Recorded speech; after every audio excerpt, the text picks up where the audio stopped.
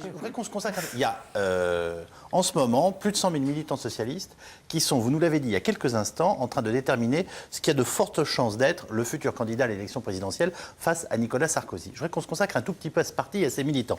Qu'est-ce qu'on sait d'eux? Qu'est-ce que c'est que le Parti socialiste aujourd'hui en termes de militantisme? Est-ce que ça a rebattu les cartes, les histoires de cartes à 20 €, qui rachète sa carte en ce moment? Enfin voilà, c'est un parti de gens, de cadres moyens, d'ouvriers. Qu'est-ce qu'on sait sur la structure militante du Parti socialiste? Est-ce qu'on a des éléments? Allons-y.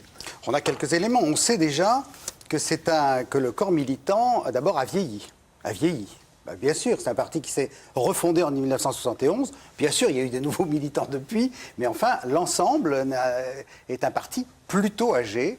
Deuxièmement, on sait qu'il n'est pas tout à fait représentatif de la population active, en ce sens qu'il y a une surreprésentation des agents, des employés de la fonction publique nationale ou territoriale, en particulier des enseignants. C'est traditionnel, pas seulement au Parti socialiste d'ailleurs. Tous les partis de gauche, et même d'extrême gauche, ont une surreprésentation des enseignants. Voilà, on a cela aussi. C'est surtout, je dirais, les caractéristiques. Alors, on a quelque chose qui est très intéressant qu'ont montré les dernières enquêtes.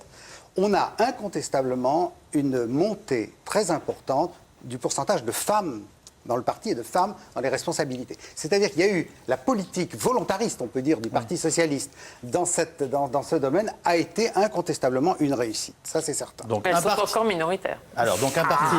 Non, mais attendez. Un parti qui a vieilli, où la fonction publique reste extrêmement représentée, mais qui s'est par ailleurs pas mal féminisé ces dernières années. Oui, c'est les trois points qu'on peut mettre en avant. Je dirais. Quelle est leur...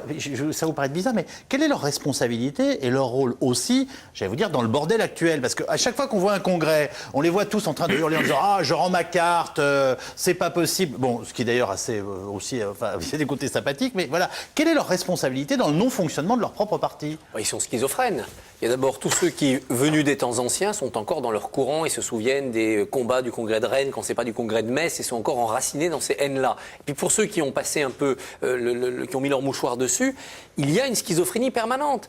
Entre le féodal local et puis le national, on le disait tout à l'heure, entre la 4e et la 5e République, c'est un parti qui est trop démocratique. Cette campagne interne, quand même, c'est que...